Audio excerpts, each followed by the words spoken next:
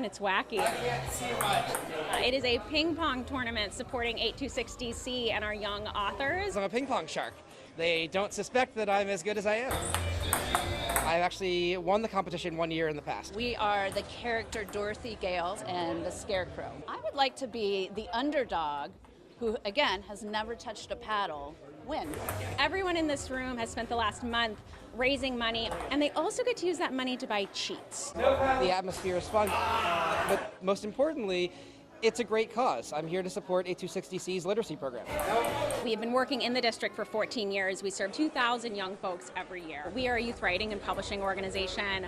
Our young people come up with incredibly creative, beautiful writing that we publish in books. It's also the first year my own child has participated in the program. She learns a skill, but she's also really getting an opportunity to explore who she is through her writing. I know how important reading is to the success of any student, so anything I can do to support supplementary literacy programs, I'm here for. For a lot of parents, especially in communities like ours, being able to provide this kind of quality program for such a wide range of ages is really critical. We are ensuring that the stories that the young people in DC are telling are an indispensable part of the literary canon of this city.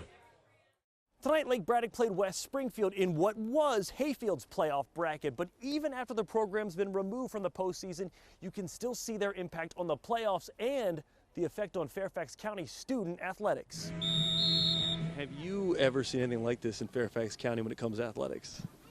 I don't think anyone's ever seen anything like this. Outside the game, we met Dave Whitehouse, a West Springfield football dad. And all the teams that actually played Hayfield throughout the year, you know, they all knew, and we all were feeling it as we're kind of going through, but I'm just happy to see that there's attention on it, there's focus on it, hopefully something can be done. Many Fairfax County parents share Dave's sentiments. Oh, it's been a heated conversation with a lot of people. The county's sports programs are in the spotlight, but for all the wrong reasons. It's just a lot of things that need to happen with Fairfax County, and I hope they figure it out and move it forward the right way. This week, some parents started an online petition demanding an independent investigation into the Hayfield scandal. I think everyone should welcome that, frankly. You want to get an outside-in perspective, no doubt. At the same time, the backlash is mounting. Today, Hayfield's athletic director Monty Fritz announced his plan to resign after these text messages surfaced, appearing to show acknowledgement of improper recruiting.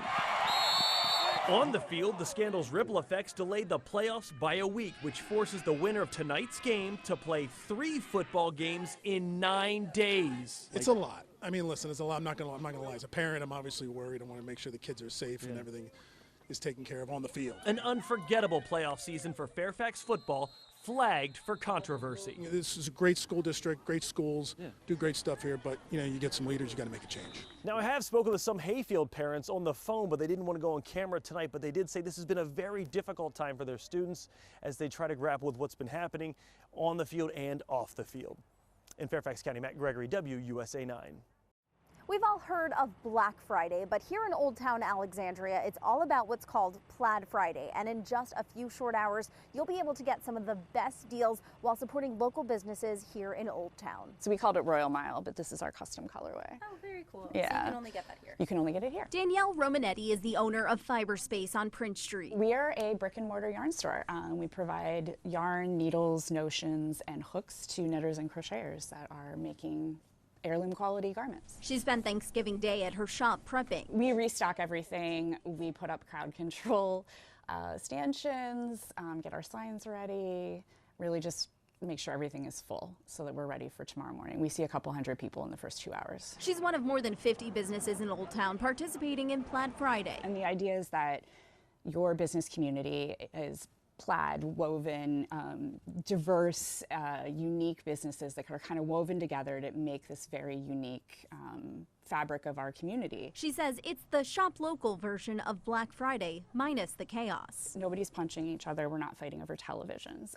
So it is leisurely. The tree lights are on. You're going to meet a shop owner in that store. They might be wearing their pajamas. If you wear plaid to the local bookstore, you get an extra discount. So it's just got this much more fun, family-friendly feel. Plus, you're supporting your neighbors. It is putting money right back into the community that you're part of. But if you're not quite ready to mosey out of the house on Friday, don't worry, she says. Small Business Saturday is still on the table. Most of our boutiques have some sort of gift with purchase, so you can wander around town collecting gifts when you spend. So if you can't make it out on Friday for the big deals, Saturday is also an absolutely beautiful day to be in town. And there are more than 50 businesses participating in Plaid Friday. I'll put the entire list up on WUSA9.com. In Old Town Alexandria, I'm Katie Lasso, WUSA 9. So the first 3 days looked exactly like this, a McDonald's bag with a single child's milk. The last 2 days it has been Taco Bell cheesy roll-ups inside the bag. This one is from the 13th, so today, and this one was from yesterday. For the past 5 days, Mo Sullivan and Justine Jaswale, who live in the Aurora Highlands neighborhood in Arlington, say they've been getting deliveries between 11 a.m. and noon for odd orders. It began Saturday, a McDonald's child-sized milk. I didn't think that much of it and kind of just tossed it in the trash. On Sunday, another delivery arrived. It was a McDonald's bag. I said, "Is that another child's milk?" He said yes. I said, "That is not ours." Monday, same time, same order, but Tuesday. This time it was Taco Bell. That was the game changer. And this one had a single cheesy roll-up. On Wednesday, Sullivan waited on her porch for her daily undesired delivery. And right at 11:12 a.m., along came the driver. I explained to him that we have not been placing these orders. This has happened for 5 days. The Uber Eats driver was also freaked out and said this is weird. 5 days, 5 orders, and no explanation. And just to be clear, these are not items you would have ordered. Definitely not. I am vegan. I do not consume any animal products. I can say we are an oat milk household, so yes. Definitely never would order kids' milk. They say they've reached out to Uber. They did offer me a $15 credit to our Uber account, but say they didn't get many answers about who was doing this. They also filed a police report. Arlington County Police say it was filed as a suspicious circumstance, but isn't being considered a criminal offense. At first, we really thought this was kind of funny, but now we're nervous. Definitely a little scared, just a little on edge. Worried that someone has access to our address and is using these deliveries to track our movements. To whoever's doing it, I would just say, please stop. This is our Dia de los Muertos block party, our second annual. I was walking and I saw it. I'm Latin, so it obviously caught my attention.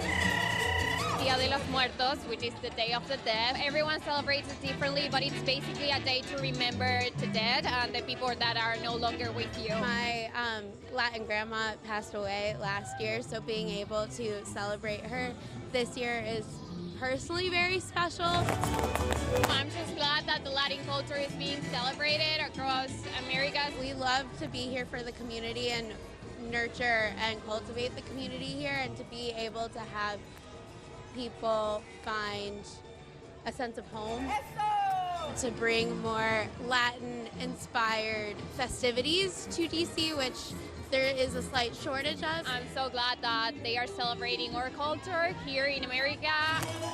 Be sure to come back next year.